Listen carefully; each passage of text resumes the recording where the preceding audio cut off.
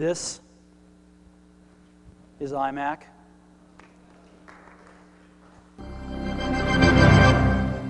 The iMac G3, arguably one of the coolest computers have ever been released. Why do I say that? I mean, look at it, but also the fact that this computer single-handedly saved Apple from the depths of bankruptcy. Hard to believe, but yes, Apple was once on hard times. The first iMac has always struck me as the start of modern day computing, from its compact, era-specific design and the shift from those beige boxes of boringness to something with a bit more character. So I wanted to take a look myself and see what all the hype was about in 1999. Today we're taking a look at this iMac G3 I bought from eBay, complete with all of its accessories for only £65. Or is that so? Spoiler alert, things didn't go to plan. Stick around to see the once fabled iMac G3 and all of the antics that follow.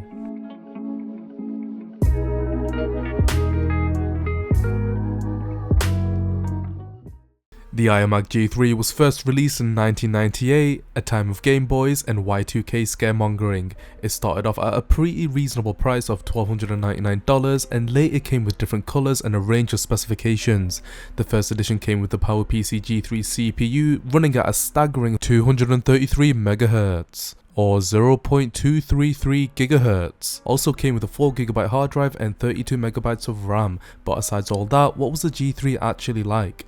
An instant success, selling millions of units over the years. A few decades later, how are these bulky CRT machines holding up?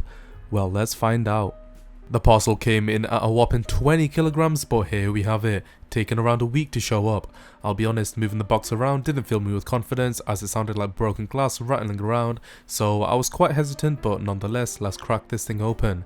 First things first are the peripherals. We got the Hockey Puck mouse that everyone loved and also the full-sized keyboard. A bit grimy, but it's nice that it came with those. Other than that, you got your standard power cable and of course, the main attraction. Now, as I was moving the parcel, I did notice some things rattling around, and that doesn't bode well for the iMac. So let's pick it up and hopefully it survives shipping, because to be honest, I don't think it has. Oh yeah, I've got firm grip on it. Oh god. And let's place it on the table.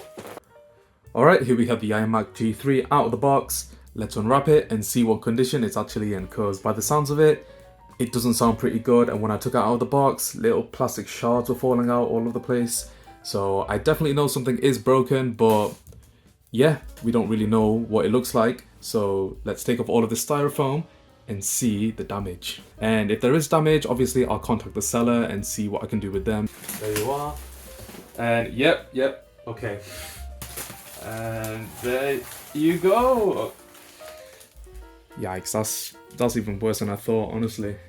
Obviously, this is really upsetting because, I mean, first of all, they don't make these iMacs anymore. They are quite rare. The iMac G3 completely obliterated.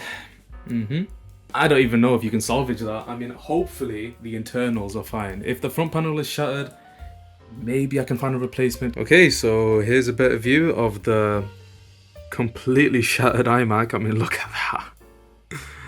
That's no joke, isn't it? So yeah, the corners are basically, yeah, I don't think I can salvage that. Maybe I can clip it back in, but yeah, I mean, look at that big gap. That's not good, is it? That's not good. I guess the person who sent it to me didn't pack it right. I mean, there's not enough foam in there, is there? You need a lot of styrofoam to protect one of these CRT iMacs. Because clearly it did not survive shipping. Fragile tape all over the box. Yep. The iMac has come in destroyed. What more can I say? I mean, if this doesn't describe the state of UK delivery companies and couriers, I don't know what does. I mean, this is awful. The display also looks like it's separated from the bezel. I don't know if you can see that, but there is quite a sizable gap between the bezel and the screen. On this side, it looks to be fine. Ports look to be in good condition. Yeah. I'm not really concerned about that. Speakers, although a bit dirty, they look alright as well. And yeah, there's quite a big crack on the actual blue plastic as well, which is not good to see, obviously. Okay, let's see if this thing turns on, shall we?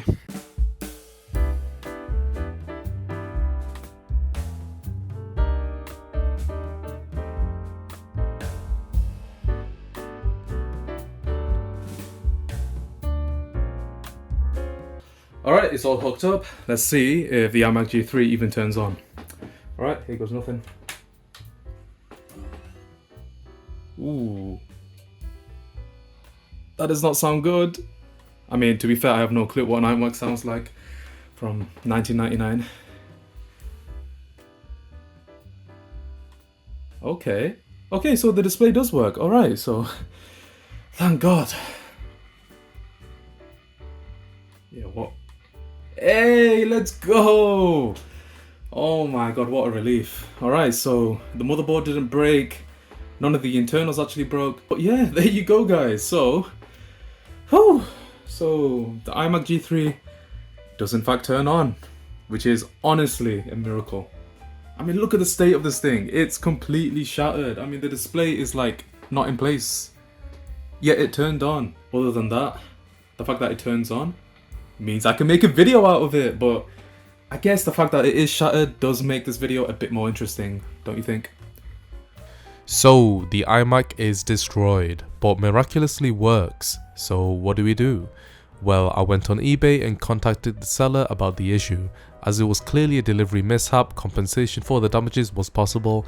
Anyways, I sent a message and after a few back and forths, they resolved it by sending me a full refund, which was quite surprising. I had a working, albeit damaged, iMac G3 with the peripherals for free. The seller can claim compensation, so we're all worked out for both parties. We know the iMac works, so let's take a better look inside to see if the damages aren't just cosmetic. Time to disassemble the iMac G3. I'll be honest, I was quite nervous given it was in an already dire state, but here goes nothing. First of all, we have to turn it around face down. I put a towel underneath not only to protect my desk, but also to move it around easily, cause let me tell you, this behemoth of a PC is not light. Anyways, there's a small door to access the RAM. Using a 50p coin, it was no trouble unlocking it. Here we have a first look at the single RAM stick, with another slot free. The entire back casing is held with multiple screws with some underneath this door, so let's take that out. These screws were incredibly stiff with none of my screwdrivers able to take them out, so it's time for the big guns.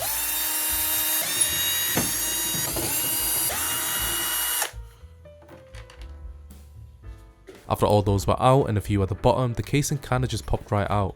I had to lay it on its side to unclip the ones out the front.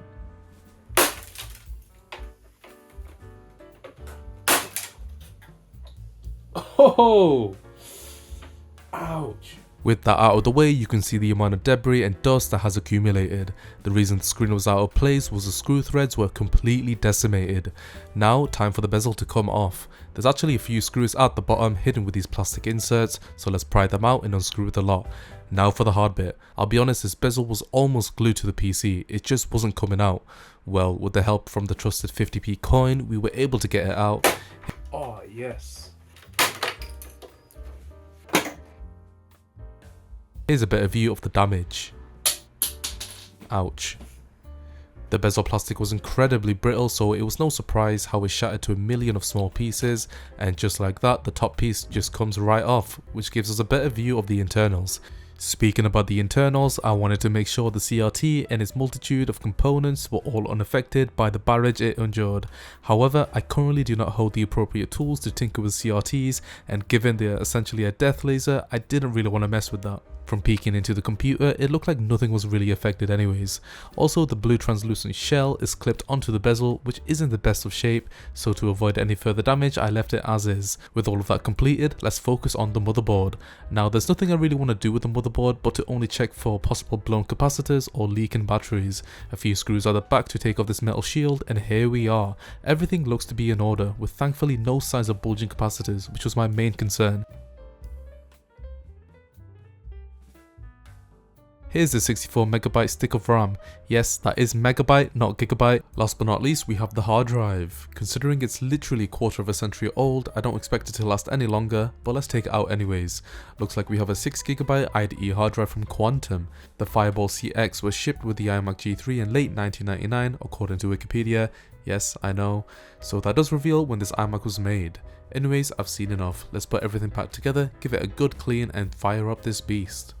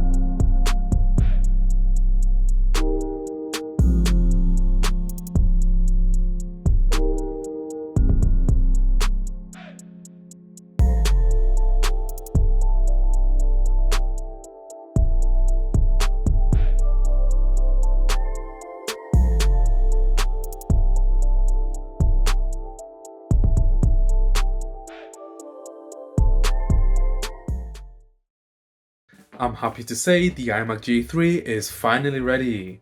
But all of that is completely meaningless if it doesn't actually turn on, so let's boot up this little bad boy and see what it's like to use an iMac G3 from 1999. As you can see, I did make an attempt at trying to fix the inner bezel of the iMac G3, but there are quite a few cracks around the edges which I couldn't actually fix, so we kind of have to just deal with it for now. I mean, I kind of like it because it kind of tells a story, like, of what the iMac G3 actually went through. But yeah, with all of that said, let's boot her up and see if it turns on. Okay, here goes nothing.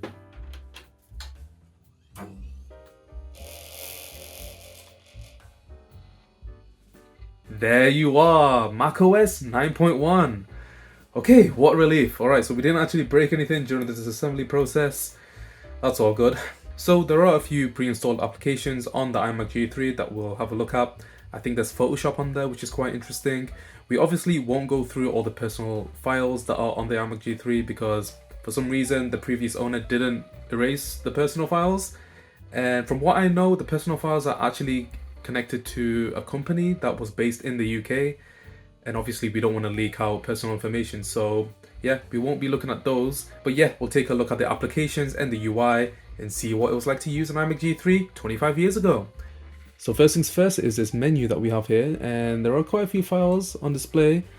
Okay, so it looks like the last file was around 2008, something like that. Yeah, date modified 2008. All right, we'll just cancel that for now. So we're currently at 800 by 600 at 95 hertz. If I scale that up to 117 hertz, will that change anything? Yes, it will, but it makes everything a whole lot bigger. How about if we make it, what is it, 1280 by 1024? No, 1024 by 768 at 75 hertz. Will that change anything? Okay, no, that just makes it a whole lot worse. All right. So I don't want to give you guys epilepsy, so I'll change that. Okay, so the first thing I want to do is actually see the specs about this computer. What are we working with? Okay, so macOS 9.1, we know that already. We currently have 64 megabytes of RAM with 128 megabytes used on shop Mac, virtual memory, and largest unused block, which I'm guessing is the storage, 83 megabytes. Okay, and macOS only takes 33 megabytes. That's kind of crazy, to be honest. I mean, nowadays, like, an OS would take about 20, 30, 50 gigabytes. So to see only 33 megabytes is kind of crazy. So Apple Computer Inc. 1983 to 2000. So I'm guessing this Mac has been updated to its latest version of 9.1. Okay, there's no real way of actually finding that out. But yeah, other than that, that's what we're working with. And we are working with the PowerPC G3. I'm not sure what speed it's at, but to be honest, everything feels quite snappy. Okay, so let's go on to control panel and go to appearance. So current theme, macOS default. Okay. Oh wow, look at all these. Nice. So we got bubbles, convergence, golden poppy. What does that look like? Okay, it's just a picture of a poppy. All right. Oh, that's quite nice. Oh wow, I do like that. Lollipop 2, purple. Purple is my favorite color, so might keep it on that, to be honest. Lollipop 3, which is just a green theme. Lollipop 4. Lollipop 5. There's quite a lot of lollipops. And it has its own sound package. Oh wow, I don't know if you can hear that. That's quite cool. Okay, Sunny. Okay, I won't cycle through all of them because that's going to take ages. Okay, extra green, grape gravity. What does that look like? Ooh, I do like that, to be honest. I do like that. Okay, grape mission. That's quite sick, don't you think? Okay. Okay, what else do we have? Lime Horizon, Quantum Foam, Ruby Foam. Okay, Tangerine Fusion. Oh, that's quite nice. Ooh, a nice orange color. Okay. Yeah, I mean, yeah, it is called Tangerine Fusion, so I guess that's what it's supposed to be. But yeah, I do like that color. It kind of works well with the blue aesthetic of the iMac G3. It kind of complements well, don't you think? Okay, I guess we'll just keep at that for now. Appearance, so you can kind of, cycle through the colors. Color sync, generic RGB profile. Okay, that's just more to do with the actual screen, I'm guessing. Dial assist. Okay. Oh wow, back in the day when you actually had to use dial-up to access the internet. That's kind of crazy. Okay, we'll ignore that for now because I don't think that'll work anymore. General controls. Okay, menu blinking, insertion point blinking. It's quite interesting. Okay, keychain access. Would you like to create a keychain to store your passwords and certificates? Oh wow, so it's like a password wallet, something like that. Keychain stores your certificates and password for servers, internet resources. Honestly, that's quite cool for an OS to actually have that. I mean, for such an archaic OS, like, what, 25 years ago? I think I've said that many times already in this video. Memory. Okay, I'm guessing this is where you can allocate virtual memory. Yes, here. Okay, so you can shop mag. Okay, so it's currently set to 128 megabytes. That's quite cool. RAM disk. 500. Okay, quite a random number there. Okay, what else is here? Mouse. Okay, the mouse I'm currently using, I'll be honest, it's kind of crap. Like, it doesn't really track properly. But I'm guessing that's probably because I'm using some random mouse pad that I bought from AliExpress. But yeah, I mean, it works fine with other mice, but just not this one. It is kind of annoying. And also that it doesn't have a scroll wheel and it's only one click. There's only one clicker. Like, what the hell? Anyways, I digress. We'll just leave that for now. Get the cable out of the way. So yeah, this is basically what we saw from the bottom menu. So there's 3 resolutions, 3 presets that you can choose. 1024 by 768, which I'm guessing is the maximum resolution at 75 Hertz. 800 by 695 Hertz and 640 by 480 at 117 Hertz. That's kind of incredible. I mean, I do know that many retro gamers do prefer gaming on these old CRT machines because they're quite good with like refresh rates and response times. So that is quite interesting. So geometry, color, quite a lot of settings, honestly. I'm actually quite impressed. Okay, so to access all of the files on the iMac, all we have to do is just click on the Shop iMac icon. And here we have all of the files. Okay, so there's some personal files on here which I won't access, but from the get-go, all you can see are some date modified times. I mean, look at that, 2004, 2002, 2002, today for some reason, 2003, which is quite crazy. All right, let's maximize the window and see what we're working with. Okay, so yeah, there's quite a lot of information that I don't really want to get into, but what I do want to show you are the applications, so let's go on that real quick. Okay, wait for those to load. To be honest, it doesn't feel that slow. I mean, we do have 64 megabytes of RAM running on an OS from 1999, but it is quite surprising how snappy it is. Okay, I'm guessing this is Microsoft Word 2001, okay, 2001 Mac. Okay, so we can choose some presets here. So we got Word document, which we'll choose.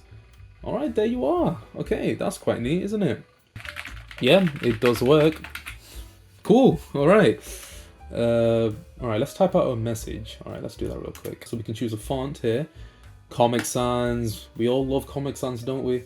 Okay. Can I increase the size? Ah, there you are. So you actually have to click on font to increase the font, which does make sense. All right. Let's put it on 48. There you are. Okay, let's type out a message. Is awesome, don't you think? Okay, so if you want to actually get serious and get some Word docs going, then you can do that. Choose a theme, obviously. But for now, we won't be doing that. We'll just leave it as is and explore some other applications on the iMac G3. So what else do we have here? Okay, we don't need to save that. We're fine. Ooh, Internet Explorer. Okay, what is Internet Explorer like? Macintosh edition, wow, okay. That's how you know it's old. Yeah, I mean, considering there's no Ethernet or any airport card connected to the iMac, I don't think we'll get any internet access from this. Dialing, okay, yeah, I'm gonna have to hide that as well. For some reason it's dialing a number, the modem could not detect a code. Oh yeah, because you have to use dial-up to actually connect to the internet. That makes sense. Okay, the attempt to load access in URL failed. Okay, what a surprise. Alright. Excel Mac 2001. Okay, so a similar UI as before. And yeah, it just looks like your bog standard Excel interface. I mean, probably does the exact same as what you would expect on the latest version of Microsoft Excel. So yeah, that's quite interesting. You got all your settings here. You got your options to like type, select the different cells. Completely the same as what you normally get these days. So yeah, nothing really to see there. Alright, let's actually make something in Photoshop. Alright, see what we can do. Let's open, or let's start a new project. And what size should we make it? Alright, pixels. Pixels, there you are. Press OK. And see what we can make. I mean, to be honest, this format isn't that different from normal Photoshop. I mean, it does look quite similar to Paint.net. If you know, you know. So is there a way I can like set a gradient? Oh yes, there is. Okay. Alright, so there's some presets here, which is quite cool.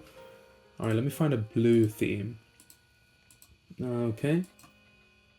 Ah, that looks nice. That looks nice. Kind of blends in with the background. Okay. Let's give it some text. Alright, so can we start a new layer, or will it do that for us? Is it smart enough to do that? Oh my god, it's taking its time, isn't it? What font should we choose? Comic Sans, you know it. Okay, size 100. Let's change the color to... let's make it purple, why not? Let's make it nice and dark. Okay. And let me just type in something here. Something like... Hey, there you are. Okay. So there's our thumbnail. Subscribe and like. Let's see if we can make an actual thumbnail here though. Okay, this is honestly quite cool. Like, how could they just throw away this, like, and not delete their information? I mean, the fact that they didn't delete their information, didn't wipe the hard drive, I'm quite thankful for it now because this is quite fun. I mean, where will you see another video of someone using an old version of Photoshop on an iMac G3 in 2024? Nowhere. Only on this channel. So get subscribing, guys, and also like the video, share it, you know all the good stuff. But yeah, I'm pretty sure we've just gone through all of the applications that are on this iMac. If you do want to see a follow-up video on the iMac G3, then just let me know in the comments. I'll probably do another follow-up video, like taking a look in depth on macOS 9.1, because there's quite a lot of stuff that I probably won't be able to fit in this video. But yeah, thanks for watching. So what do I think about the iMac G3? Well, it's friggin' awesome, that's what. Such a blast from the past of Apple's glory days. Yes, I know we had a few accidents, but thankfully nothing too detrimental happened and we were luckily able to use it and test out a few programs. Like I said before, if you do want to see a second part, do let me know in the comments, share the love, and make sure to subscribe and like for more. Thanks for watching, and I'll see you in the next one.